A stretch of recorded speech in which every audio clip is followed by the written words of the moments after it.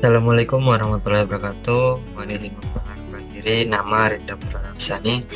Nomor daftar hadir 39, saya dari kelompok 4 dengan jabatan pengawas transportasi darat di unit kerja Dinas Perhubungan Kabupaten Tanah Laut. Dengan kali ini pada agenda 3 pembelajaran 1 dengan tutor Ibu Grianti Caturlestari. Kali ini saya akan memaparkan video mengenai Smart ASN dan instansi publik. Baik, kita langsung saja.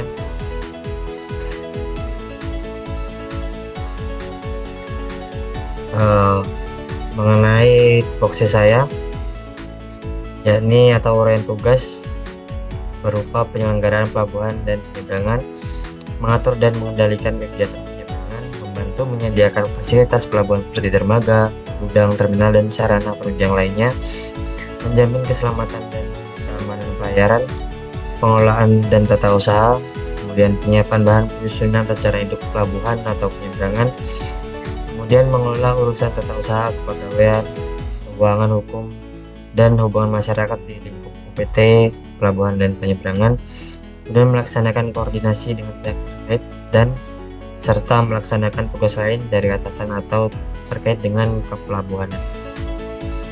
Kemudian untuk target capaian kinerja, yakni laporan melaksanakan tugas kedinasan yang diperintahkan oleh pimpinan baik tertulis maupun lisan.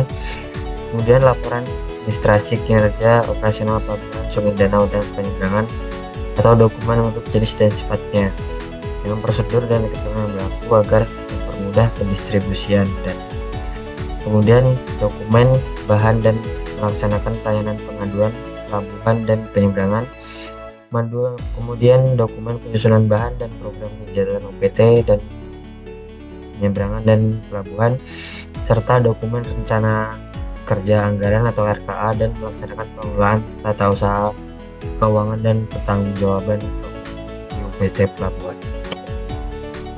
Kemudian apa sih Smart ASN itu? Yakni Smart ASN mengacu pada peningkatan kualitas dan potensi aparatur sipil negara atau ASN.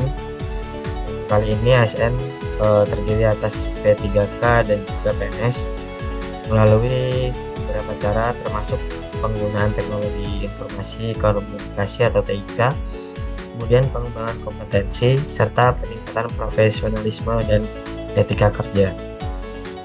Yang mana Smart ASN sendiri meliputi integritas, nasionalisme, profesionalisme, berwawasan global, menguasai IT dan bahasa asing, kemudian jiwa hospitality atau keramah tamahan, kemudian berjiwa entrepreneurship atau kemandirian dan kreatif, serta memiliki jaringan yang luas.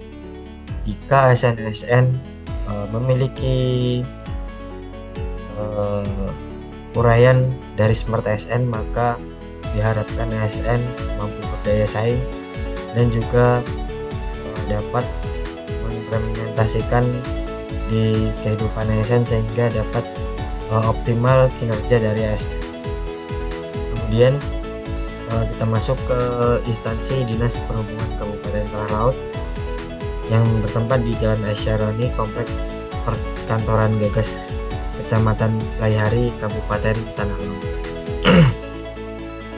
Kemudian visi dari Dinas Perhubungan sendiri, terwujudnya transportasi tanah laut yang mantap.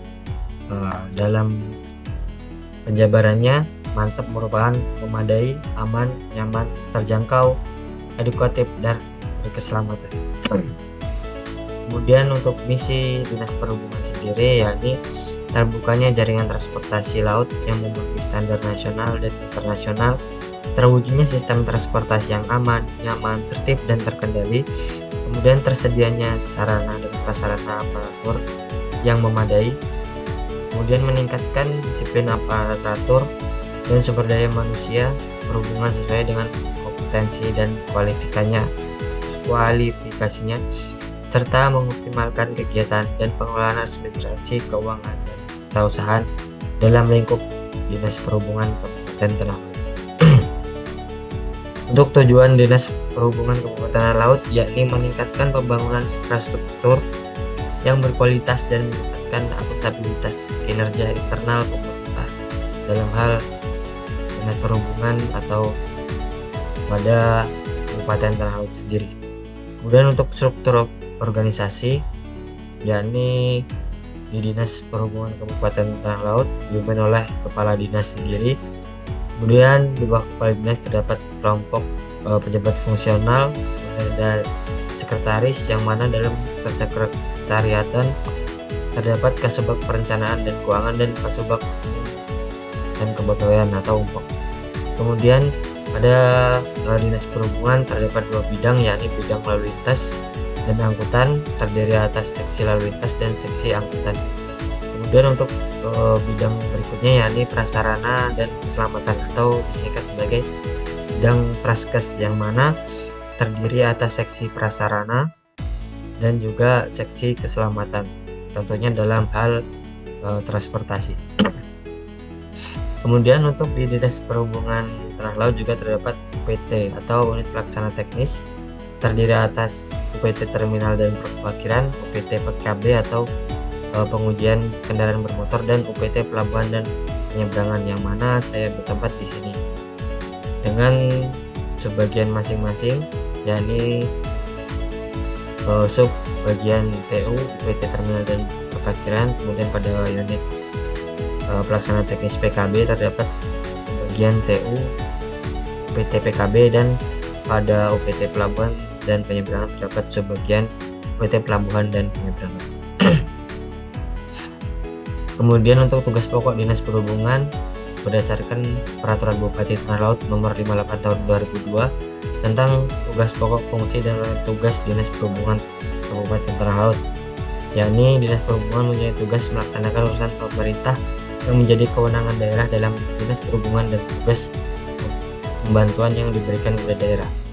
Untuk melaksanakan tugas, Dinas Perhubungan mempunyai fungsi yakni perumusan kebijakan teknis bidang perhubungan, kemudian pelaksanaan kebijakan teknis perhubungan.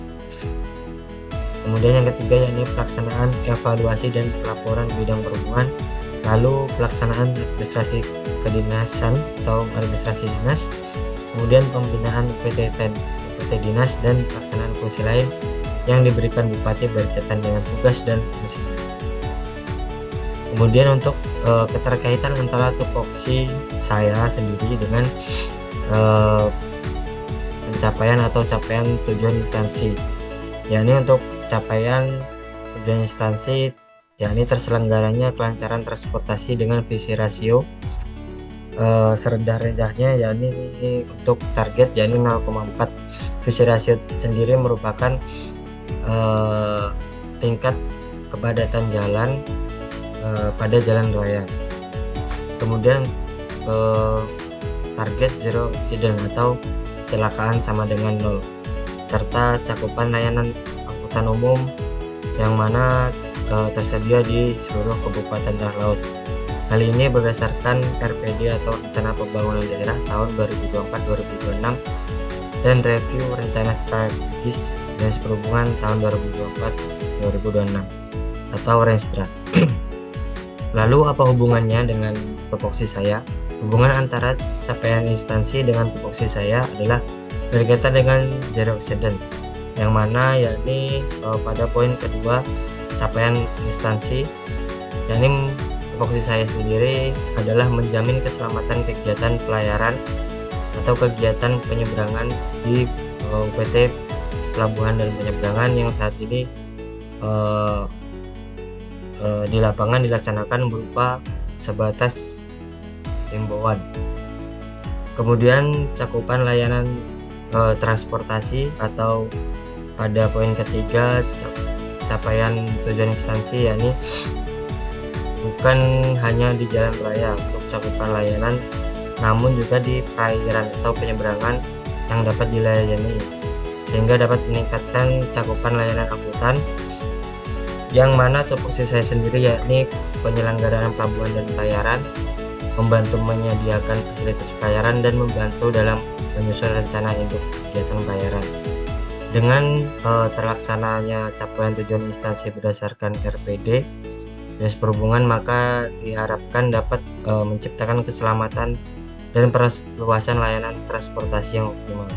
Pada tupoksi saya hanya mencakup dua capaian atau harapan dari Dinas Perhubungan, karena pada poin pertama, kelancaran transportasi dengan ukuran visi rasio dihitung pada angkutan jalan raya saja, sehingga untuk tupoksi saya sangat berperan aktif pada zero accident dan cakupan layanan angkutan. Terima kasih atas antusias dari video saya mengenai aku, Smart ASN, dan instansiku. Apabila ada salah kata ataupun perbuatan, saya mohon maaf. Wassalamualaikum warahmatullahi wabarakatuh.